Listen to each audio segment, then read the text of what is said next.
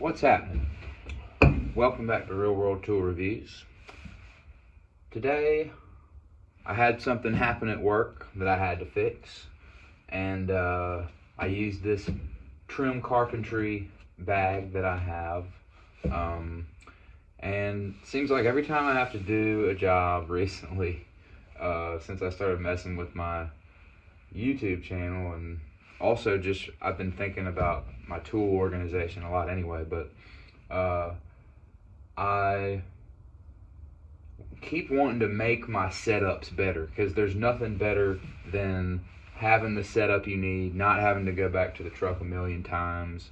So I was thinking about this bag and buying a better, this style kind of carpenter's bag, the gate mouth style. But I figured I'd do kind of a tour of this and take stuff out, and kind of just in the video just see if I can come up with an idea. I was looking at some bags similar to this. It can't be much bigger than this, but I was looking at like a Carhartt one similar to this on Amazon earlier. So I'm gonna unload it, see what I got in here, see if there is a way that I can improve this situation, because I ended up kind of getting frustrated. Somebody kicked the damn door in, you know? I'm frustrated trying to fix it. I got this tenant who wants it done. Anyway, so I'm gonna start taking stuff out, and I'll kind of do a tool bag tour of this in case anybody's interested, you know? People seem to like tool bag tours. I love tool bag tours. So I'll start on the outside. Here's just my bigger beater Home Depot chisel. I have a set of those. Another one was in my other tool bag tour. This is my favorite Vaco screwdriver, reversible flipper screwdriver. I love this thing. I found it after somebody got evicted out of an apartment, and it probably belonged to their grandfather or something. It's just one of those things they don't make anymore, and I love it. It's just a handy little thing, especially for carpentry stuff. It's just nice to have. Phillips and flat. It's solid. It doesn't move around like other multi-bit screwdrivers, and you know, you can take out little screws. Here is a little Milwaukee square. I like this little Milwaukee square. It's good for like marking like a 45 on a piece of trim, or just making little marks on trim. I mean, it's actually called a trim square. So there you go. And that's exactly what it's good for, believe it or not. Here is a little pry bar for trim. I have a bunch of these. I have like a million of these little blue all over the place in my truck. These Dasco Pros. They're made in the USA. You can get them at Home Depot. They're cheap. I just love these blue Dascos. And then the only tape measure I keep in this bag is this little 12-foot Stanley, because you know, I'm not framing a house here. I'm just doing a small carpentry repair.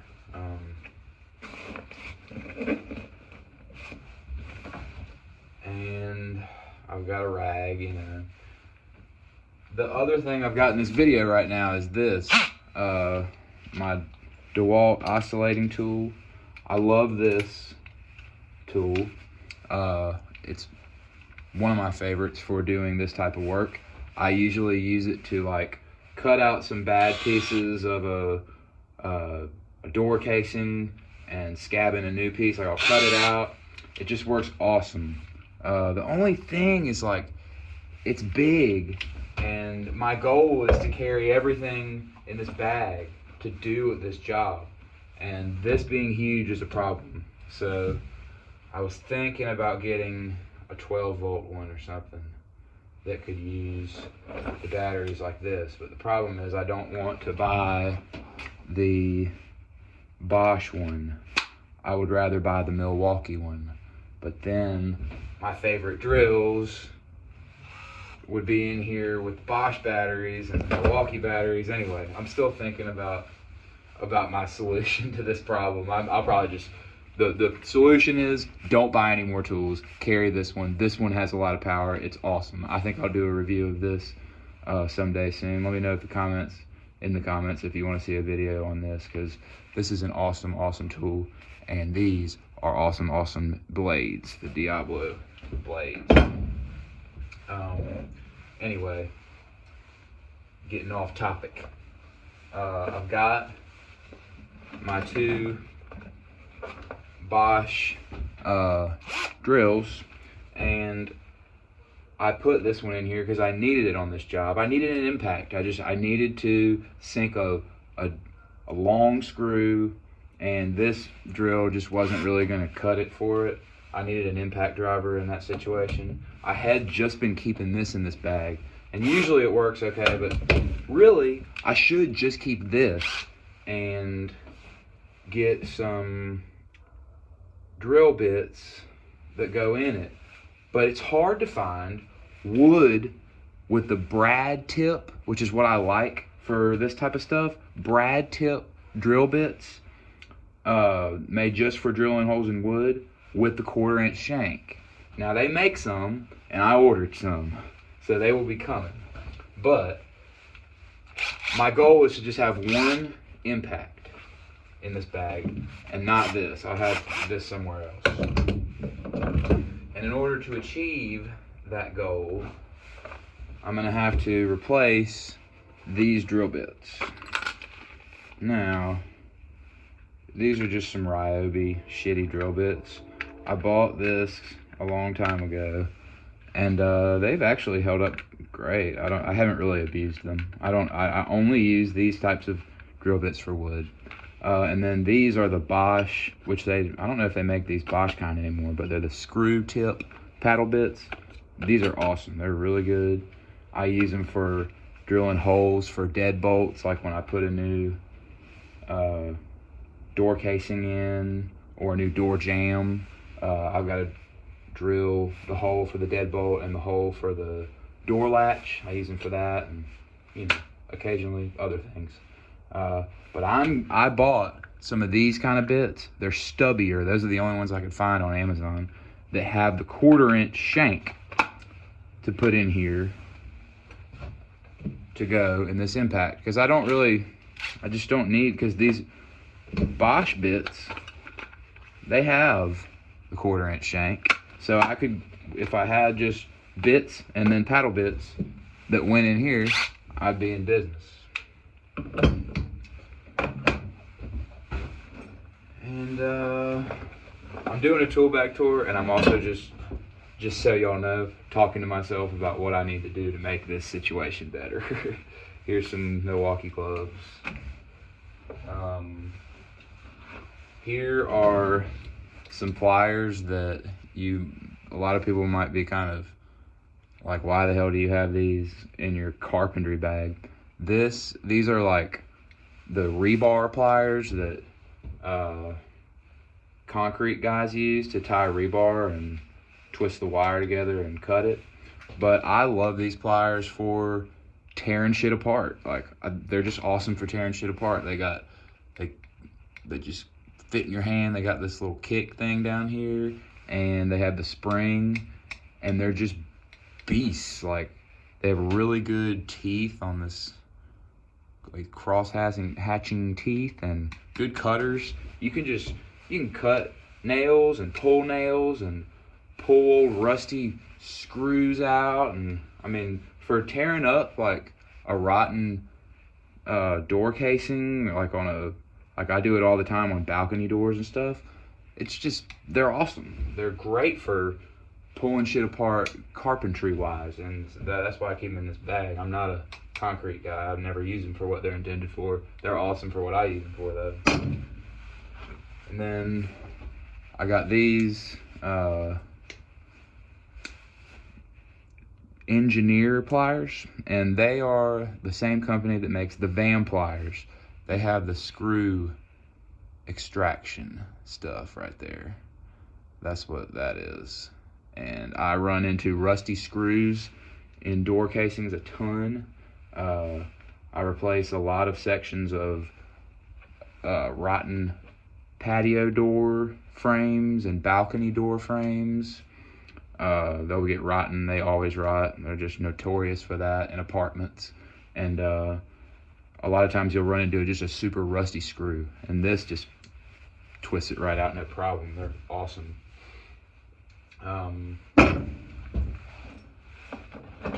Here is my bigger beater Harbor Freight pry bar. This is just good for obviously prying. You gotta have a plethora of pry bars in your carpentry bag. Here is my main, flat bar. I've had this one for quite some time.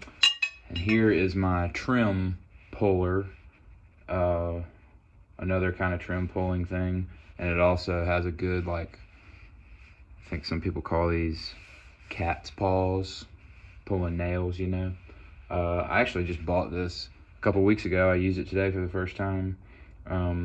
It's good. It's got this nice grip, and this wide edge really does a good job with trim, and you can pull some nails with that thing. Everybody knows those work good.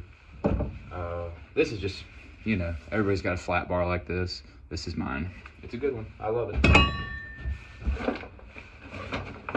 Here is a really great hammer for this type of work. It's not too heavy that it is annoying to use. It's a 15 ounce. I don't know if you can see that. 15 ounce East Wing, and it's just a tough son of a bitch is what it is. It's got a real good blue grip. These blue grips are great.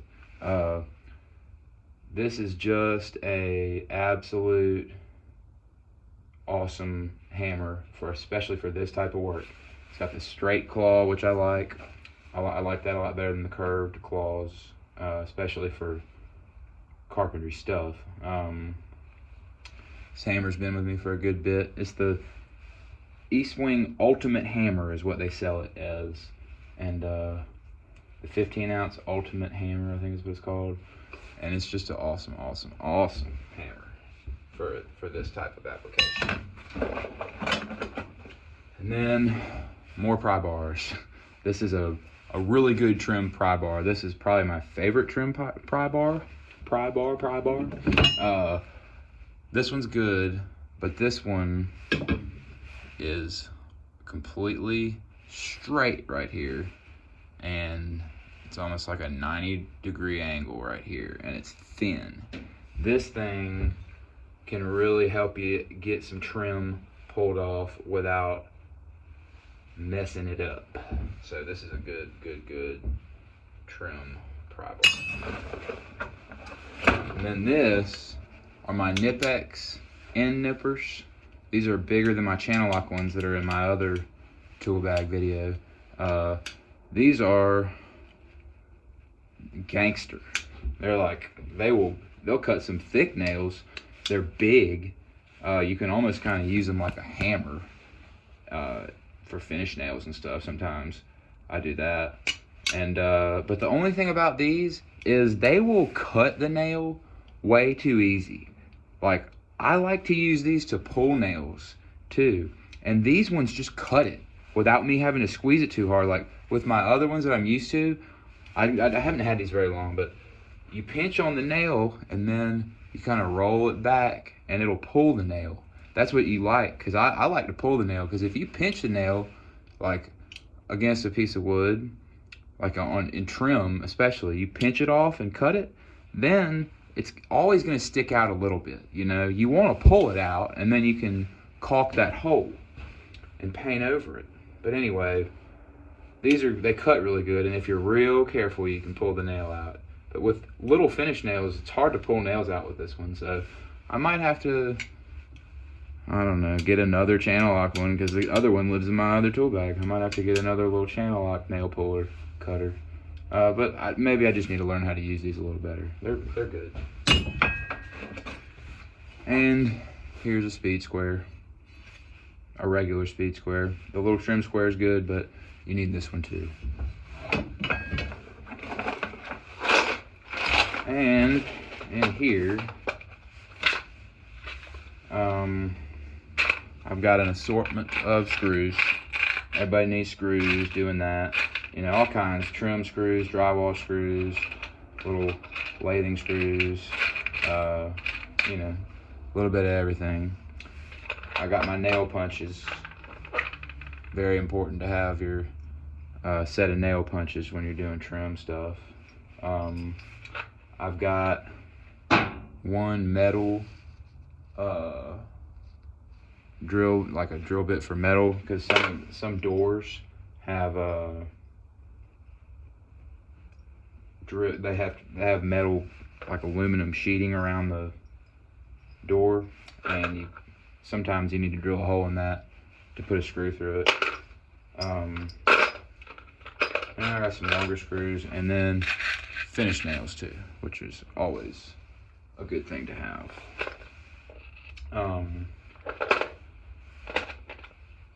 Little level, just for checking stuff. Nothing, I think this is probably from the dollar store or something. I found it somewhere recently. I don't know, but I figured it would be good to put in here. Some extra pencils, and my main, like, good carpenter pencil. A shim. I usually have some more shims in here, but I used them today. So anyway, that's everything.